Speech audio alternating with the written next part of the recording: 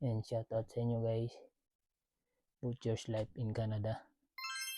May share lang ako na importante sa inyo tungkol sa isang kababayan natin.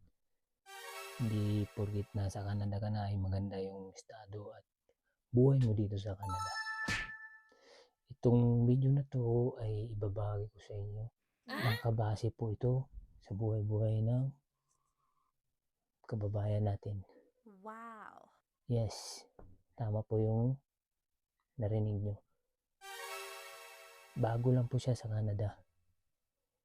Ito po siya ay nalulong. Yes po.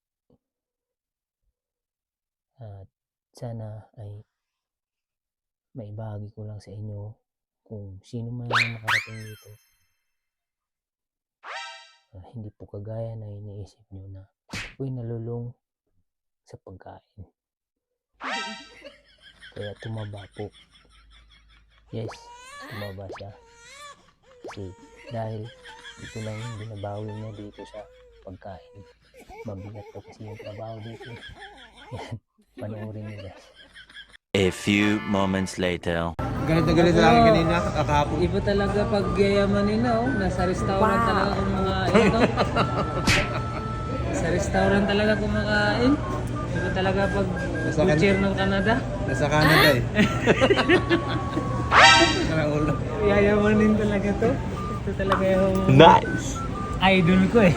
Wow. Ito talaga yung idol ko eh. Uy, wag ganyan boy. May pa Starbucks. Wow. Ano ba? Oh? Talaga. Kumusta naman sa Canada, boss? Anong buhay-buhay natin? Lamig. Ang lamig. Ngayon lang nga nag-snow eh. Pa-summer na. Nice. Hindi. Bukas, Matagal pa daw yan. negative 24 na bukas. Kaya, kain lang ng kain pa. Yan talaga. Yan talaga yung kailangan na dapat natin anuin. Ano to? Papasok na ano, papasok na puyat, uuwi pagod. Ganun talaga yun. Yan yung butcher natin. Talagang hindi babaero.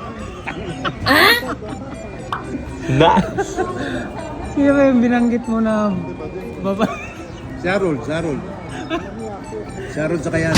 Shout out pala yan sa Harold. Veteranong butcher na yan. Oh. Wow.